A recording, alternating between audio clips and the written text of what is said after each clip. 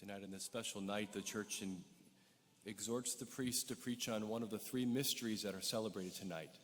The first is the ministerial priesthood. The second is the gift of the Eucharist. And the third is the call to fraternal charity, which is symbolized in the washing of the feet. And no doubt, the gift of the priesthood is one of the most amazing gifts that I've ever received.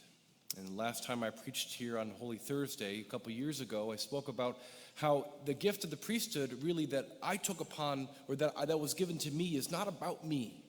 It's about you. It's about our service to you. It's Jesus' service through us to you. And I also wish to extend once more the apology that I said on behalf of the church, that if any of you have been hurt by a bishop or a priest, on behalf of the church, I apologize. But we also know that without the priesthood, there is no Eucharist. No priests, no Eucharist. And it's in the Eucharist that God gives us the strength to love each other as he has loved us. And that's what I want to speak about a little bit tonight.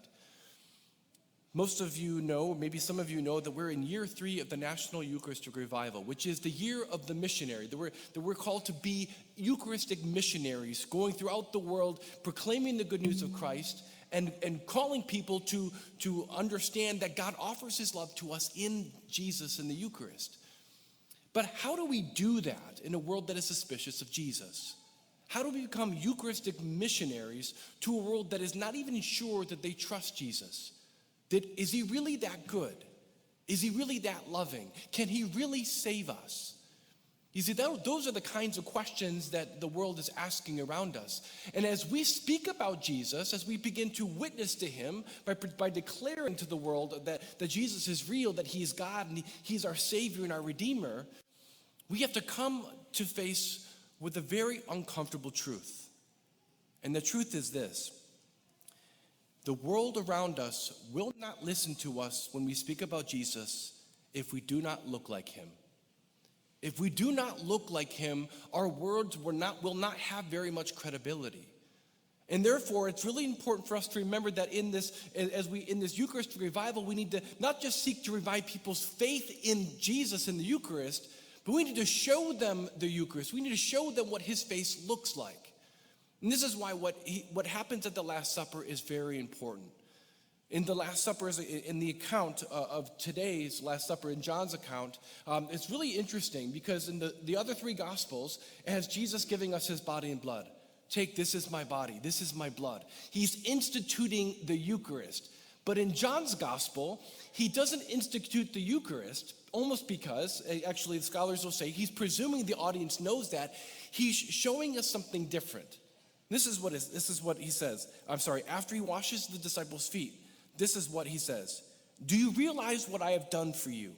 If I, therefore, the master and teacher, have washed your feet, you ought to wash one another's feet.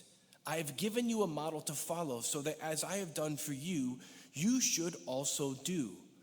In other words, at the Last Supper, Jesus is not just declaring that he's giving his body and blood to us, he's showing us what that looks like. He's showing us that we must serve each other in humility, sacrificially, in love, to lower ourselves beneath the other person. And not just showing us that in this symbolism of washing each other's feet, which in the ancient world was really profound, but he shows us by what happens after the Last Supper, by him being betrayed and him taking up his cross, the cross that we deserved, taking our weight of our sin upon himself so that we might live. Him showing to us what Eucharistic spirituality really is, to give oneself completely to the end out of love. That's how we are called to serve, and that's how we are called to live. Jesus in the Eucharist isn't just simply showing us and giving us himself. He's calling us to live like him. And this is really important. This is the key. The Eucharist that we receive, that he gives to us, is meant to strengthen us so that we can live this kind of life. Let me repeat that. The Eucharist that God gives to us at Mass is meant to strengthen us so that we can live like Jesus, so that we can look like Jesus. And that's really, really important. And it's really important as we think about our own vocations. So when I go to Mass and I receive the Eucharist as a priest, I receive his strength and his love that I need in order to be a good spiritual father for all of you, to be a good priest to all of you. Husbands and wives, when you receive the Eucharist, you're receiving from Jesus that love that you need in order to be a forgiving and loving spouse to your spouse. You're becoming, by receiving the very love that he offers to us, the very image of Christ to each other. Mothers and fathers, when you receive the Eucharist, you are receiving his strength to be the protecting, the providing, the nurturing parents that God has made you to be. You're drawing from him that very strength so that you can serve your children and love them until they're mature. You see, Jesus is the source of every single part of our life. And that is why as Christians we believe that the Mass, the Eucharist, is the source and summit of the Christian life. We must draw from the Eucharist everything that we need to love our neighbor, to love our spouses, to love our families, to love those who do not know Jesus. That is ultimately what God is asking us to do.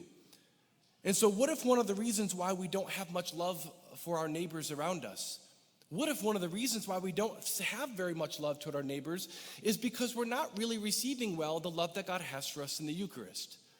What if we're not receiving well from him and therefore we have nothing left to give when we seek to love our neighbor? This is really important because the key, my brothers and sisters, is to recognize that all the love that we need comes from this altar. All the grace that we need comes from this place. All the inspiration and the truth comes from himself as the gift here. And it's possible for us to receive from this altar and not have any effect in our life. It's possible for us to receive the Eucharist in vain. That as we come, we receive, we walk out unchanged. What does God want? God is looking for us to be present to him. And more specifically, my brothers and sisters, to do something that I think all of us are capable of, is allowing him to love us, allowing him to serve us.